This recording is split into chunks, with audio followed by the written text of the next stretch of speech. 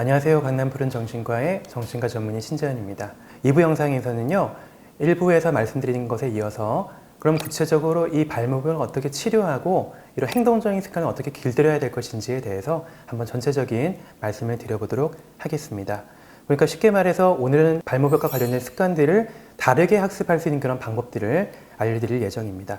크게 한 5가지 정도의 축이 있는데요.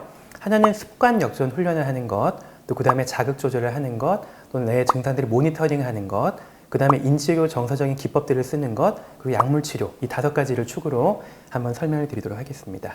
먼저 제일 중점적으로 한번 생각을 해봐야 될 것은 습관 역전 훈련입니다. 이 습관 역전 훈련이라는 건 역사가 꽤 오래된 행동 기법인데요. 가장 표준화된 이런 발목의 치료 기법이 되었습니다. 크게 2단계로 볼 수가 있는데요. 첫 번째로 자각을 하는 훈련을 해야 됩니다. 즉, 내가 이런 증상들이 언제 나타나고, 그리고 어디서 무엇을 할 때 나타나는지, 또 내가 머리를 뽑을 때 어떤 느낌을 느끼고 어떤 신호에 대해서 반응을 하는지와 같은 이런 구체적인 과정에서의 어떤 느낌들을 직접 기록도 해보고 생각해보고 자각해가는 훈련을 계속해서 해가야 됩니다. 너무 어렵게 생각하지 마시고요. 작은 수첩이나 휴대폰 앱 같은 것을 꺼내서 내가 이 머리를 뽑은 시점이나 장소나 혹은 그때 느꼈던 감정이나 충동에 대한 점수도 한번 기록을 해보시고요.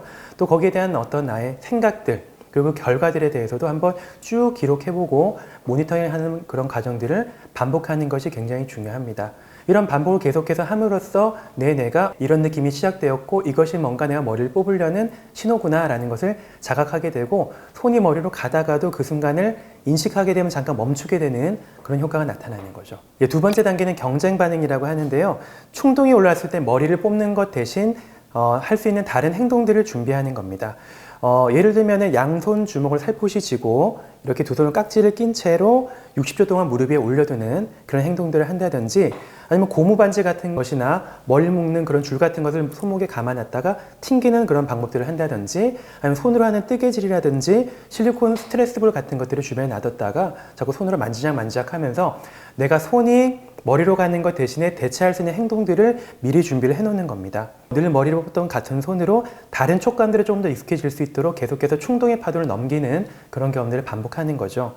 핵심은 가능한 오랜 시간 동안 충동이 충분히 가라앉을 때까지 그것을 반복하면서 내가 머리를 뽑고 싶은 충동이 들었을 때 다른 것을 하더라도 이런 해소감을 느낄 수 있구나라는 것을 계속 머리다가 학습해주는 그런 경험을 하는 겁니다.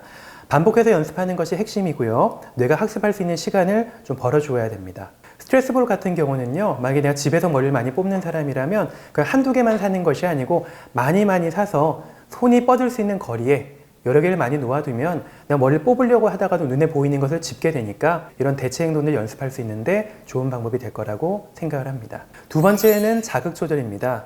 그러니까 뇌가 학습한 환경 신호에 대해서 내 손이 자동으로 반응을 하게 되는데 그런 연결을 끊어내는 작업입니다. 즉, 내 환경적인 어떤 자극이 내 자꾸 머리를 뽑게 만드는 거라면 그런 환경을 한번 조절을 하는 거라고 보시면 되고요. 내가 자주 하는 곳을 알고 있으면 그 장소를 피하는 방법을 쓰고요. 또 내가 어떤 상황에서 많이 머리를 뽑게 되는지를 좀 자각하는 것도 중요합니다. 혼자 있을 때 많이 뽑는 사람도 있고, 유튜브를 볼 때 많이 뽑는 사람도 있고, 혼자 지루한 작업을 할 때 많이 뽑는 사람들이 있는데요.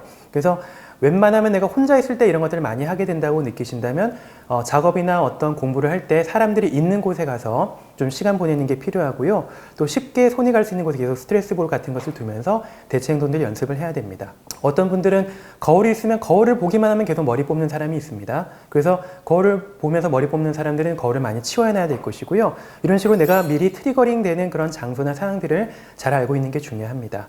집중 작업을 할 때는 이를테면 공부를 한다든지 컴퓨터를 한다든지 넷플릭스 보거나 할 때는 좀 머리에 비닐을 쓴다든지 후드모자 같은 걸 쓸 수 있으면은 손이 머리에 가더라도 즉시 머리를 뽑는 것을 방지할 수 있고요. 책상 팔걸이나 차량 운전대 같은 곳에 울퉁불퉁한 그런 텍스처를 가진 그런 물질들을 좀 붙여놓고 손끝이 털 대신에 다른 촉감이 좀 열릴 수 있게 자극받을 수 있게 하는 것도 좋은 방법입니다. 또 욕실이나 화장대 주변에서 핀셋으로 털을 뽑는 사람들이 많은데 욕실이나 화장대 주변에서 이런 털 뽑기 도구 같은 것들을 좀 최대한 멀리 보관하거나 잠금 박스에다 넣어놓는 것을 추천드리고 싶습니다. 작은 것일 수 있지만 이런 환경 변화 자체가 우리 머리털을 뽑는 과정까지 가는 데 있어서 굉장히 중요한 요소일 수 있기 때문에 일상에 자연스럽게 녹여나가야 된다는 것을 잊지 않으셨으면 좋겠습니다.